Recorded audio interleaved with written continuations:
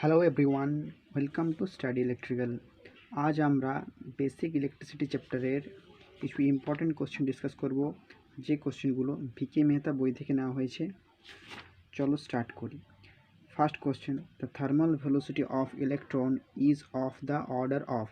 Option এতে আছে 1 metre second inverse, option 2 10⁻³ metre second inverse, থ্রিতে রয়েছে 10⁻⁶ মিটার সেকেন্ড ইনভার্স, 4 রয়েছে 3 × 10⁸ মিটার সেকেন্ড ইনভার্স। তাহলে এই আমার একটা কন্ডাক্টর, এই কন্ডাক্টরে অসংখ্য ফ্রি ইলেকট্রন আছে, আর এই ফ্রি ইলেকট্রনের দুরকম ভেলোসিটি হয়। একটা হচ্ছে থার্মাল ভেলোসিটি আর একটা হচ্ছে ড্রিফট ভেলোসিটি। থার্মাল ভেলোসিটি মানে কোনো কন্ডাক্টরকে যখন আমরা কোনো সাপ্লাইয়ের সঙ্গে কানেক্ট করব না, শুধুমাত্র রুম টেম্পারেচার বা 27°C তাপমাত্রায় এই ইলেকট্রনের যে র্যান্ডমলি মোশন হয় তাকে বলবো আমরা ইলেকট্রনের থার্মাল ভেলোসিটি। আর এর কোনো পার্টিকুলার কোনো দিক থাকে না, আর থার্মাল ভেলোসিটির জন্য কোনো কন্ডাক্টরের মধ্যে দিয়ে কোনো কারেন্ট ফ্লো করে না। আর ড্রিফট ভেলোসিটি মানে হচ্ছে এই কন্ডাক্টরকে যখন আমরা কোনো ইলেকট্রিক ফিল্ডে কানেক্ট করব বা এই কন্ডাক্টরের মধ্যে যখন ইলেকট্রিসিটি পাস করবে, তখন এর মধ্যে যে ফ্রি ইলেকট্রনগুলো আছে সেই ফ্রি ইলেকট্রনগুলো একটা পার্টিকুলার দিকে খুবই কম স্পিডে ফ্লো করে, তখন তাকে আমরা বলবো ওই ফ্রি ইলেকট্রনগুলোর একটা ড্রিফট ভেলোসিটি আছে। তাহলে ড্রিফট ভেলোসিটি এর স্পিড খুবই কম হয়, μm/s।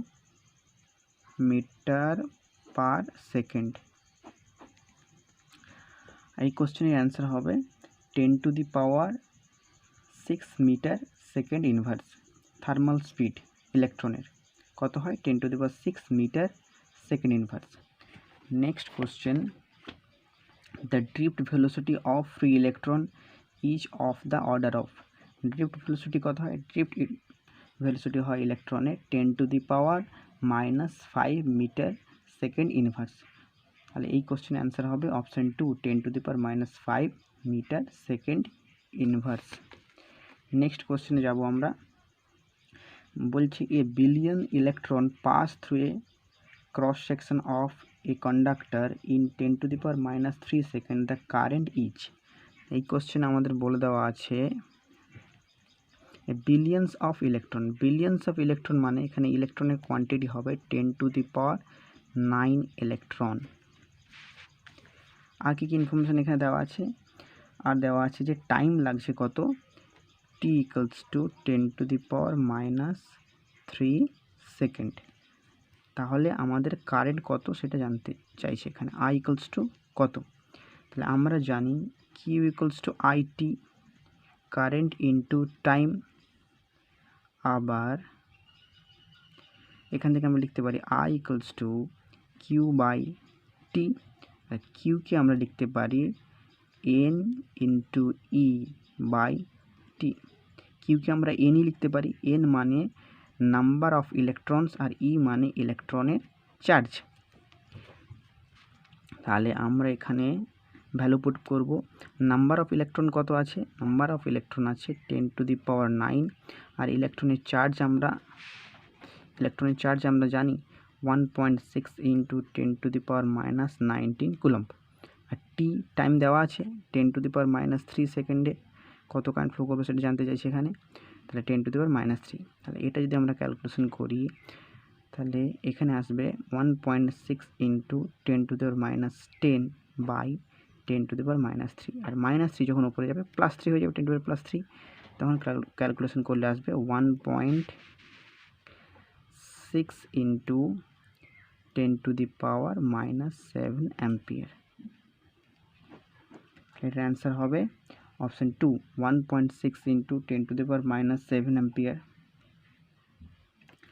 Next question, how long does it take 50 microcoulomb of charge to pass a point in a circuit if the current flow is 15 milliampere?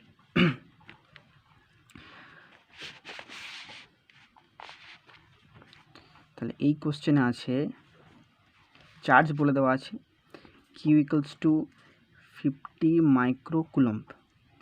তাহলে আর এই চার্জ পাস করছে একটা সার্কিটের মধ্য দিয়ে, তার জন্য কারেন্ট কত পাস করছে? 15 মিলি অ্যাম্পিয়ার। তাহলে কত টাইমের মধ্যে এত চার্জ পাস করার জন্য এত কারেন্ট তৈরি হবে সেইটা বের করতে হবে। তাহলে আমরা টাইম জানতে চাই, তাহলে আমরা টি ইকুয়ালস টু কত, আমরা জানি Q equals to I T. তাহলে টি ইকুয়ালস টু কত হবে, কিউ বাই আই। তাহলে কিউ কত হবে এখানে 50, মাইক্রো মানে 10⁻⁶ কুলম্ব, মাইক্রো কুলম্ব থেকে কুলম্বে ট্রান্সফার করে নিলাম। আর আই মানে আছে 15 মিলি অ্যাম্পিয়ার, তাহলে 15 × 10⁻³ অ্যাম্পিয়ার।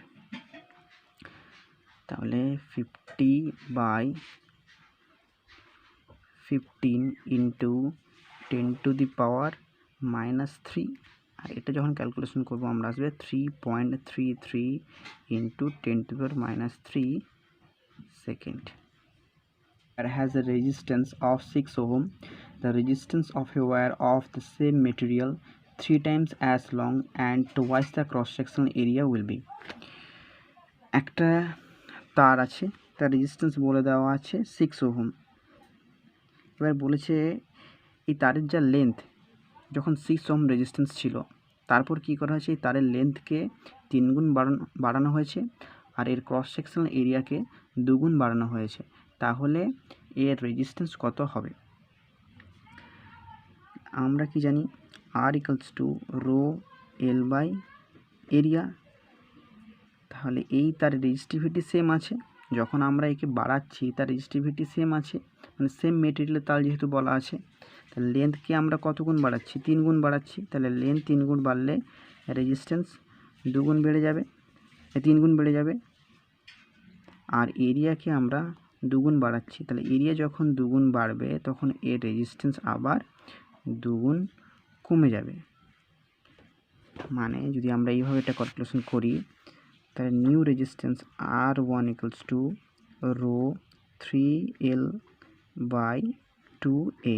আর আগের রেজিস্ট্যান্স কত ছিল, R equals to rho L by area. তাহলে R1/R যদি করি তাহলে হবে rho 3L/2A by rho L/A। তাহলে রো কেটে যাবে, যেহেতু সেম মেটেরিয়ালের তার জন্য রেজিস্টিভিটি সেম। এটা হবে 3L/2A into A/L। R1/R equals to আসবে 3/2। R1 equals two R into 3/2। তাহলে আগের ক্ষেত্রে আর কত ছিল, 6 ইন্টু 3/2, 9 ওহম। তাহলে এই মুহূর্তে নিউ রেজিস্ট্যান্স হবে 9 ohm. Next question, what quantity of charge must be delivered by a battery with a potential difference of 100 volt to do 500 joule of work? তাহলে এই কোশ্চেনে আমাকে দেওয়া আছে দুটো কোয়ান্টিটি দেওয়া আছে, ভোল্টেজ দেওয়া আছে V ইকুয়ালস টু 100 ভোল্ট আর ওয়ার্ক বলে দেওয়া আছে 500 জুল। তাহলে আমাকে এখান থেকে জানতে চেয়েছে চার্জের ভ্যালু, কত চার্জ ডেলিভার্ড হচ্ছে। তাহলে আমরা এই তিনটে কোয়ান্টিটি দিয়ে একটা ফর্মুলা জানি, W ইকুয়ালস টু QV। তাহলে কিউ ইকুয়ালস টু আমরা লিখতে পারি W/V। W কত 500, ভোল্টেজ কত 100 মানে 5, আর চার্জের ইউনিট কি কুলম, তাহলে 5 কুলম অ্যান্সার হবে। তারপরে question, the resistance of a material 2 metre long and 2 metre square in area of cross section is 1.6 into 10⁻⁸ ohm. Its specific resistance will be। তাহলে কী কী information দেওয়া রয়েছে এখানে, রেজিস্ট্যান্সের যে ওয়াটটা ইউজ করা হয়েছে তার length 2 metre, area cross sectional area 2 metre square, আর রেজিস্ট্যান্স দেওয়া আছে 1.6 into 10⁻⁸ ওহম। আমাকে যে জানতে চাইছে রেজিস্টিভিটি, তাহলে ফর্মুলা হয় R equals to rho L by area. তাহলে রো কত বের করতে হবে, তাহলে রো ইকুয়ালস টু RA/L। আর কত 1.6 into 10⁻⁸, এরিয়া 2 মিটার স্কোয়ার, আর লেন্থ 2 মিটার, কেটে যাবে, আসবে 1.6 ইন্টু 10⁻⁸ এত ওহম মিটার। রেজিস্টিভিটির ইউনিট ওহম মিটার, তাহলে রোয়ের ভ্যালু আসবে 1.6 into 10⁻⁸ ohm metre. Next, a copper wire of resistance R0 is stretched till its length is increased n times of its original length.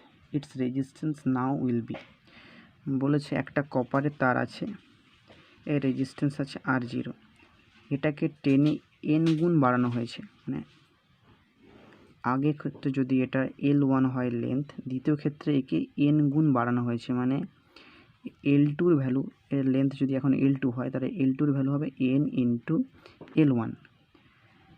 তাহলে এর নিউ যে তার, এর রেজিস্ট্যান্স কত হবে, এটা যদি R2 ধরি আমরা, এর রেজিস্ট্যান্স কত হবে,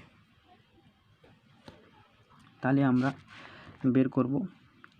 আমরা কি জানি, R equals to rho L by area. এটা ফার্স্ট তারের ক্ষেত্রে যদি বের করি আমরা, তাহলে R0 ইকুয়ালস টু হবে রো L1 বাই A1। এই তার একটা ক্রস সেকশনাল এরিয়া থাকবে, সেটা ধরে নিচ্ছি আমরা A1।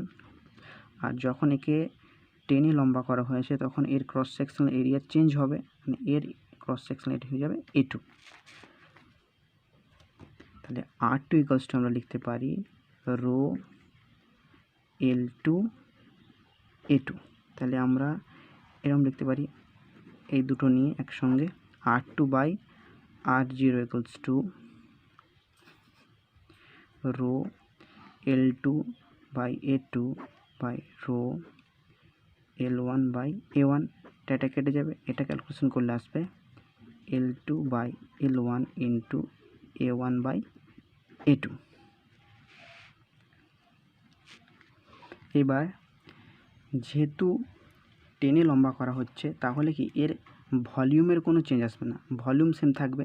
তাহলে প্রথমটার তারের যদি ভলিউম আমরা বের করে নিই, তাহলে ভলিউম কী হবে, এরিয়া ইন্টু লেন্থ। তাহলে প্রথমটার এরিয়া কত A1 আর লেন্থ কত L1, তাহলে প্রথম তারের volume V1 equals to A1 L1। দ্বিতীয় তারের ভলিউম যদি V2 আমরা বের করি, তাহলে কী হবে A2 আর L2, এই দুটো সমান, ভলিউম সেম আছে। তাহলে A1 L1 equals two A2 L2 লিখতে পারি, আবার A1 L1 equals two A2 into L2 মানে কত, L2 মানে হচ্ছে N ইন্টু L1। তাহলে এখানে আমরা লিখব N ইন্টু L1। তাহলে L1 L1 কেটে যাবে, A1 ইকুয়ালস টু হবে A2 ইন্টু N। এবার আমরা এখানে ভ্যালু পুট করব। তাহলে L2 ইকুয়ালস টু আমরা জানি N into L1 by L1, আর A1 ইকুয়ালস টু কত বেরিয়েছে A2 into N by A2। তাহলে A2 L1 L1 কেটে যাবে, আসবে কত N স্কোয়ার। তাহলে N স্কোয়ার, তাহলে এটার ভ্যালু বেরিয়েছে N স্কোয়ার, মানে R2 by R0 equals to N square. তাহলে R2 equals to N square into R0। তাহলে যখন কোনো তারকে টেনে লম্বা করা হবে, যত গুণ লম্বা করা হবে তার স্কোয়ারস টাইম হিসেবে রেজিস্ট্যান্সটা বেড়ে যাবে। তাই R equals to N square into R0। Next question, A copper where is stretched so that its length is increased by 0.1%. The change in its resistance. আগের কোশ্চেনের মতো সেম বলেছে, একটা কপারের তার আছে যার লেন্থ ধরে নিচ্ছি আমরা L1, আর এর রেজিস্ট্যান্স হবে R1, আর এর একটা ক্রস সেকশনাল এরিয়া হবে, সেটা হচ্ছে A1, আর এই কপারের তার রেজিস্টিভিটি রো। দ্বিতীয় কেসে বলেছে এই তারটাকেই কত লম্বা করা হচ্ছে, আগে যা লেন্থ ছিল তার থেকে 0.1% বাড়ানো হয়েছে, 0.1% ইনক্রিজ করানো হয়েছে। তাহলে টোটাল কত ইনক্রিজ করবে, তাহলে L1 equals to L1 plus L1 into 0.1 by percentage তুললে কত আসবে 1/100। সরি, এটা L2 হবে, দ্বিতীয় তারের L2 equals to L1 plus L1 into 0.1/100। তাহলে L1 প্লাস L1 ইন্টু 1/1000, এটা যদি ক্যালকুলেশন করি 1000 L1 plus L1 equals to 1001 L1 by 1000 মানে আসবে 1.001 L1 L2 equals to, তাহলে লেন্থ আমরা পেয়ে গেছি। তাহলে বেড়ে কত হবে? বেড়ে লেন্থ হবে 1.001 L1। এইবার যেহেতু টেনে লম্বা করা হচ্ছে তাহলে এর ভলিউম সেম থাকবে। তাহলে ভলিউম মানে লেন্থ ইন্টু এরিয়া। তাহলে প্রথমটার ক্ষেত্রে হবে L1 A1, দ্বিতীয়র ক্ষেত্রে হবে L2 A2, দুটো সমান হবে ভলিউম। তাহলে L1 A1 equals two L2-র value কত? L2-র ভ্যালু 1.001 L1 ইন্টু A2।